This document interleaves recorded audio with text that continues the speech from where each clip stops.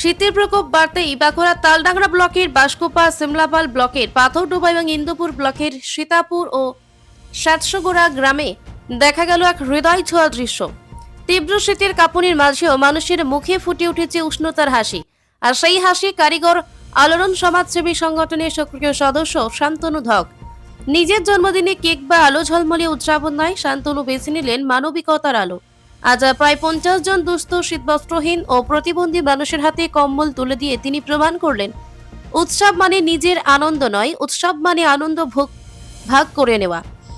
আজ নয়, প্রতি বছর শান্তনু ধক আলোড়ন সমাজসেবী সংগঠন সাথে নিয়ে কোনো না কোনো সামাজিক কাজ করে থাকে নিজের জন্মদিন উপলক্ষে। শান্তনু বলেন, আজ এই মানুষগুলোর হাসিটাই আমার জন্মদিনের আসল উপহার।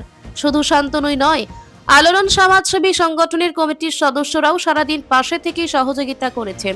কেউ কম্বল সাজাচ্ছেন, কেউ প্রবীণদের ধরে বসাচ্ছেন, কেউ আবার প্রতিবন্ধীদের নিজের হাতে কম্বল তুলে দিচ্ছেন। পুরো পরিবেশটি যেন পরিণত হয়েছিল এক মানবিকতার উৎসবে।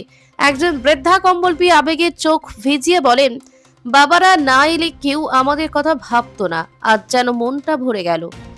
এই একটি বাক্যই জানান দিল এই উদ্যোগ কতটা জরুরি, কতটা অর্থবহ।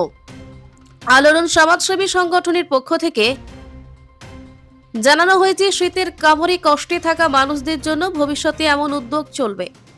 সমাজের সামান্য সাহায্য যদি প্রবাহিত হয়, তবে আরো বহু মানুষ উষ্ণতার ছোঁয়া পাবেন।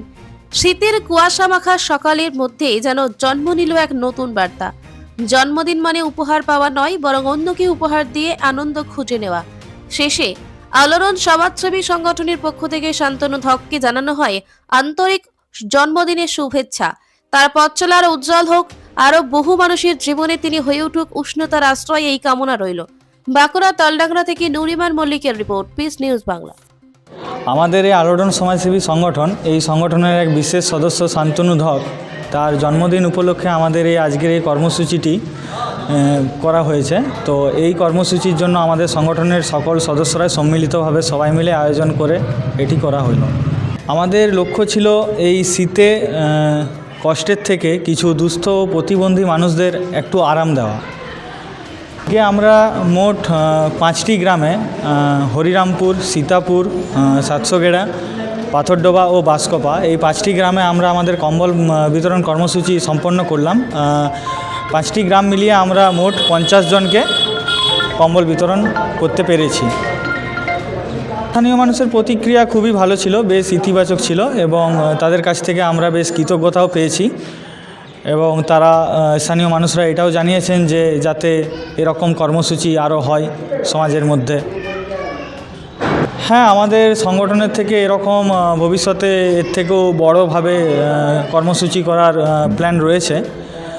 সংগঠন থেকে আমরা এরকম কাজ মাঝে মধ্যেই করে থাকি, অবশ্যই রয়েছে। শান্তনু ধক আমাদের সংগঠনের একজন বিশেষ সদস্য। সে তার জন্মদিনে এরকম কর্মসূচি আমাদের সংগঠনের মধ্যে প্রতি বছরই করে থাকে।